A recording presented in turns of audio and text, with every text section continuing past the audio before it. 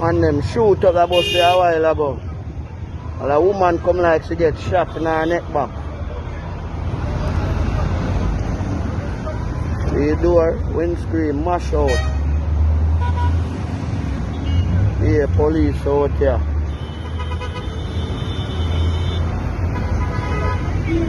Lord, place around hot daddy.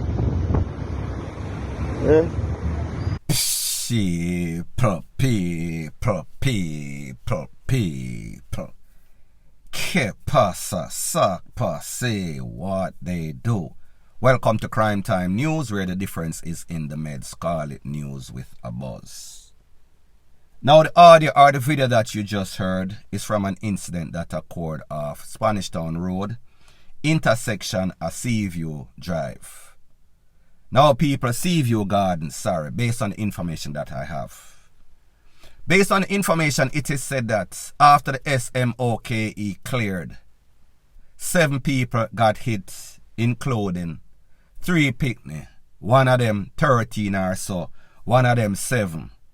One of those youths is presently in the hospital in a critical condition. They are trying to do all sorts of life-saving surgery so that this youth don't lose his life. One of the lady, mother, elderly lady, 7 people. Based on the information, it is said that the motive behind all of this is because of some sorts of fully done war between some people who they are Seaview Garden. Now, if my knowledge is right, I know that there is some sorts of conflict between Yellow Sea Drive and Black Sea Drive. And why I say that these are some of the most fully dunces and people I know that is not a word. Gunmen in the history of Jamaica is that maybe about a week or so ago, they took away a man of unsound mind based on this same motive, same conflict. He is from Yellow Sea Drive, however, he was just sitting on some sorts of old refrigerator on Black Sea Drive. The people who do them surveillance spot a man, thought that he was some sorts of outer that the people from over Black Sea Drive bring over, so them blaze him up, run, take for themselves. A 19-year-old youth was held and charged for the takeaway of Greg, that man of unsound mind. Fast forward, less than 24 hours ago, off a Spanish Town Road, intersection, Seaview Gardens. The same thing. 2 gunmen spot a man. Apparently, them know him. Apparently, them think that he is from the other side. Them never approach him and handle the business like gangsters would. Them wait until the man a go jump on some sorts of bus, minibus, and then them start blaze up all sorts of can pan the bus. After the smoke clear, like me tell you, 7 people was not confirmed that this man that was supposed to be the target was even hit up. So pretty much them blaze up the whole bus with everybody in it, including little picnic, including mother, including old lady, because they were after one target. Now people, 2 GUNMEN from one side, I look for one man, and the 2 of them couldn't just pull up on him. And people, I am not saying that it is right or glorifying any sorts of gangsterism, but me just assure you, the type of coward and nonsensical so-called wanksters that these men are, them afraid to confront them own enemy. It seems as if them afraid of them own shadow. So therefore, whenever them see anybody, them are going to take them out the most fourfold way that they can do it. Because people, it could have been easy as 1, 2, 3.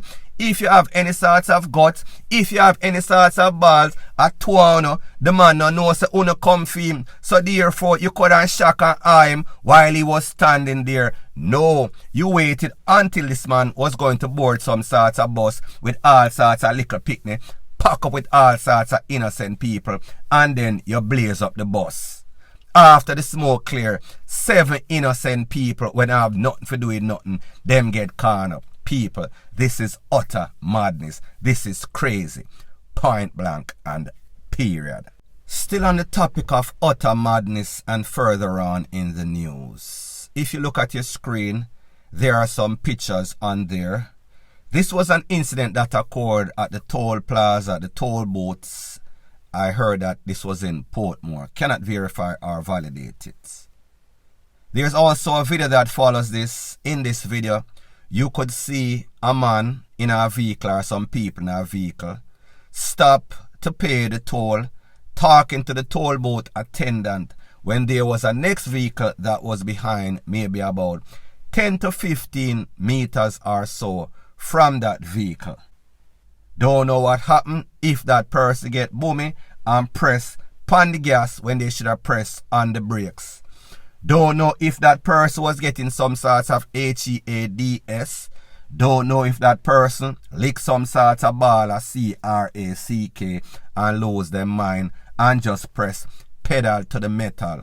All I know, as narrow as that toll booth is, that lane is, I saw that vehicle that was about 10 meters to 15 meters moving, coming to that other vehicle and ram ras in the back of that vehicle. End up on the side, almost take off the whole back of that vehicle. Two of them twine up like some sorts of lizard. I do some sorts of lizard lap. People, it seems as if there has to be some sorts of ill wind.